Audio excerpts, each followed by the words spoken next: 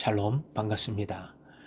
9월 4일 수요일 새벽 하나님께 올려드립니다.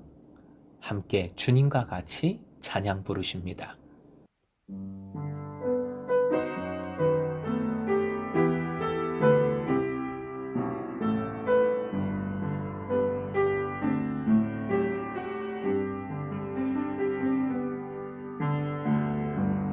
주님과 같이 내 마음 만지는 분은 없네. 오랜 세월 찾아 난 알았네. 내겐 주밖에 없네. 주 자비 강같이 흐르고 주 손길 지려가네. 고통받는 자녀 품으시니 주밖에 없네. 주님과 같이 내 마음 만지는 분은 없네.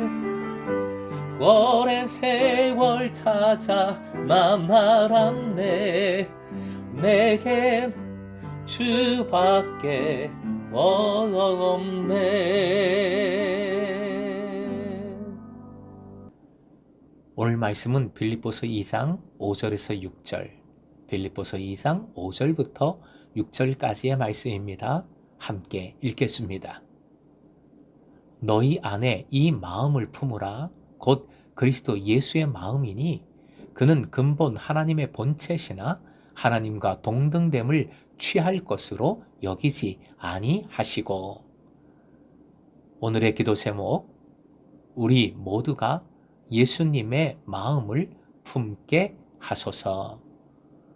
우리 모두가 예수님의 마음을 품게 하소서. 바울 사도는 다시 핵심 권면을 반복합니다. 화면 보시고 함께 읽습니다. 너희 안에 이 마음을 품으라. 마음을 품으라, 프로네인 동사로서 같은 생각을 하라 라는 명령이지요.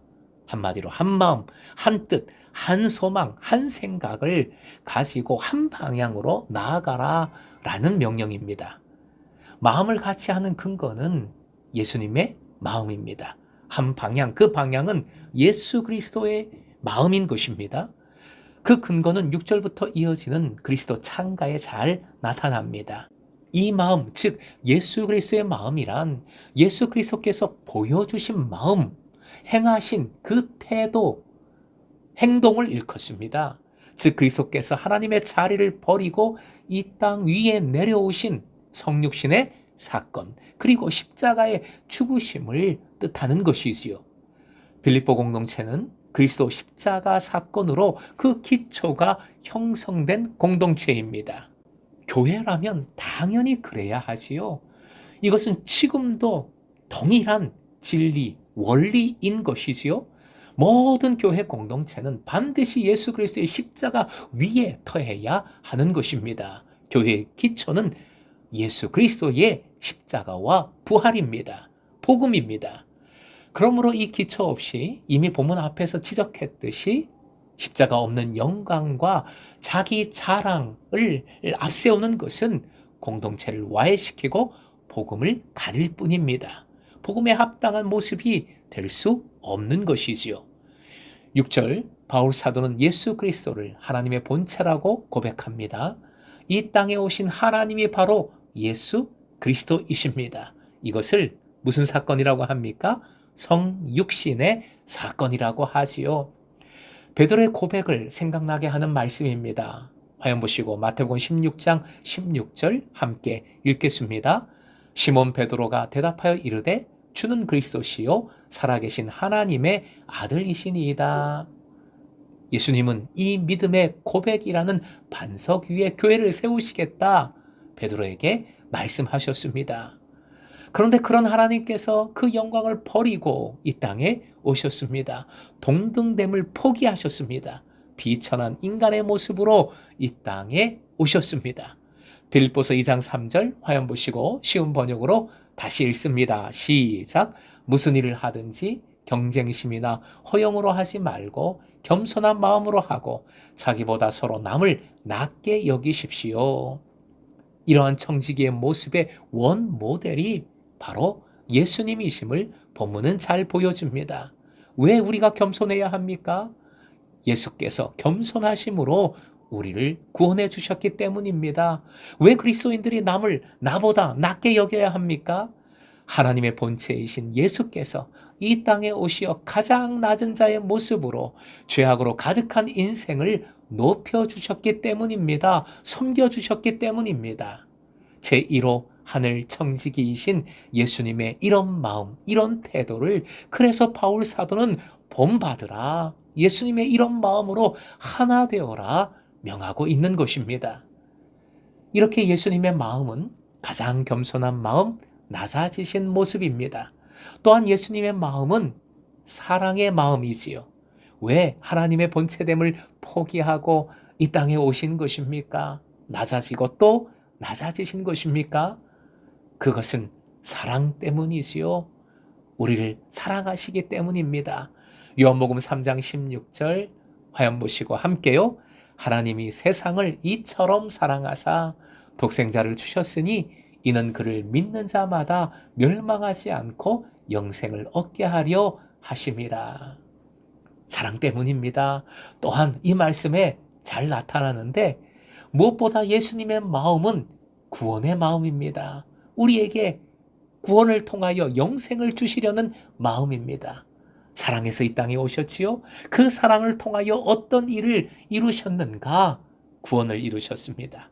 영생을 값없이 주셨습니다. 십자가 사랑으로 이루어 주신 예수님의 은혜입니다. 은혜. 그리고 예수님의 마음은 성숙이라고 할 수 있겠습니다. 에베소서 4장 13절 역시 화면 보시고 함께 읽습니다.